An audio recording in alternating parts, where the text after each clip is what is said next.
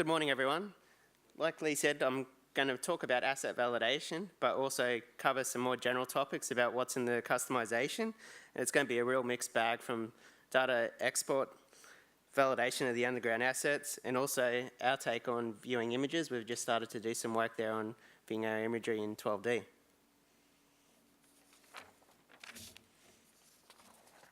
So today we'll cover the MR archive file, fingerprints, images from the GPS TripMeter, underground asset validation, and also the import of DRN, which is our digital road network, directly into 12D. So the MR archive file isn't actually something that's new. It was first introduced back in version 8 of 12D, and it is a compressed file that's made up of individual 12DAs for each of the models that are exported and a list file. We have been, like I said, we've been exporting it for quite some time, but with version 11.2 of the customization, surveys will be only exporting an MR archive file, and we have had a little bit of problems with people not quite realizing that it's an MR archive file. It's not actually a 12D archive file, so people have been trying to read it in through the standard 12D menus, and it's obviously not working.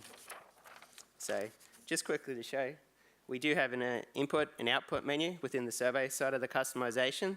The design guys have something similar in theirs. So if you do get a .mr archive file, you need to read it in this way, not through the standard 12D menu. The other thing that goes in the MR archive is we apply fingerprints to the data. So each model is uniquely identified a fingerprint, and this includes the checksum of the model data, the user who created the fingerprint, and also the time the data was created. And also, only the user who creates the fingerprint can actually remove it from that model if they want to make changes to it.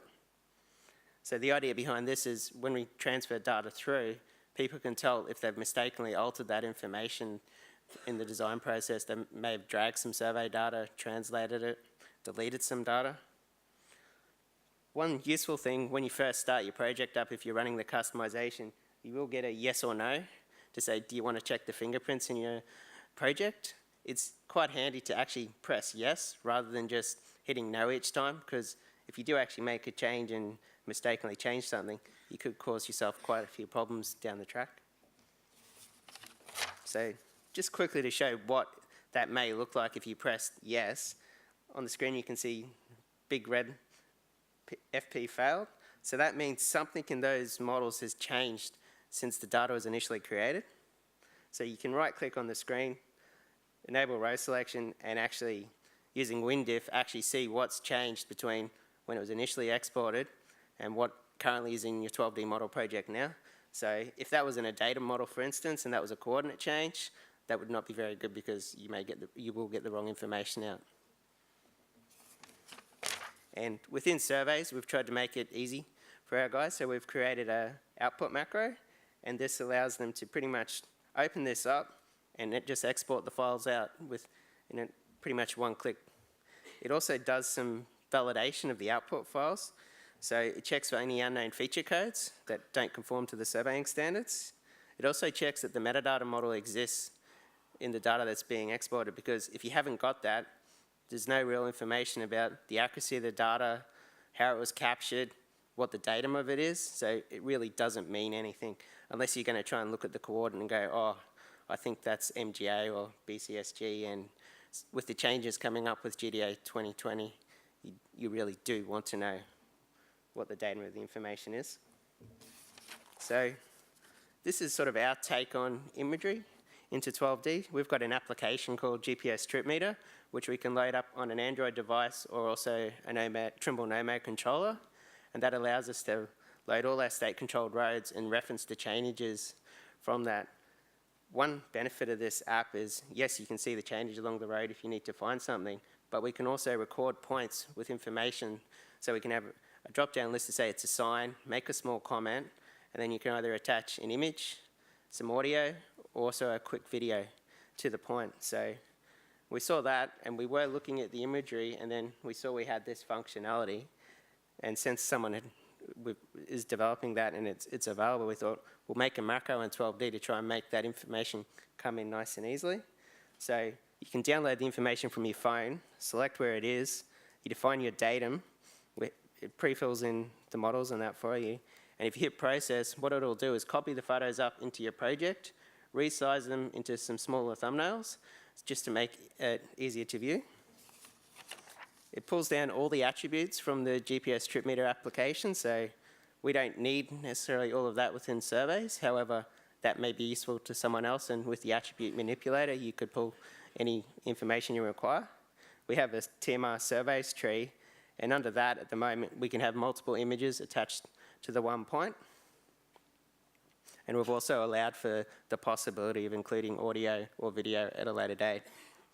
And this is just a screenshot of the viewing macro we've got. So because we created those thumbnails as part of the import process, it allows us to create a little panel and just show a small image on screen. And it tells you the number of points on it. You can click through each of the images on that point, or you can choose to open the image if you want to see it in more detail. So with the release of our standards at the start of this year, we included a commenting system that aligned to the Australian Standard 5488 for underground services. So we're expecting at the bottom there 4 words on the point, or at the very least 3. And from that, we can actually start doing some validation on the information that comes into 12D, because we know that the location method will be the first part of that word, and there will be a depth that follows it. So as part of that underground validation, we've developed a macro that has some tolerances depending on the capture type. So if it's a pothole, it's got a 50 mil tolerance.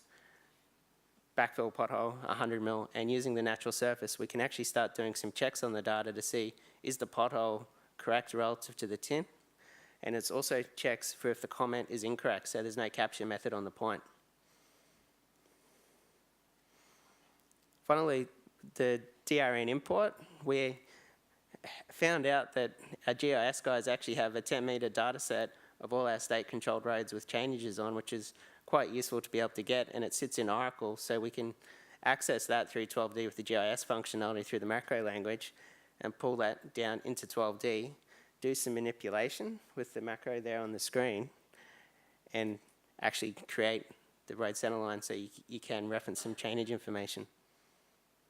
And the one thing we did use as part of this to make it a little bit easier and to make some changes is the attribute manipulator. It was very easy to set up. There's no coding in the macro language. You simply choose the field you want, where you wish to move it to, and that's also improved into V12.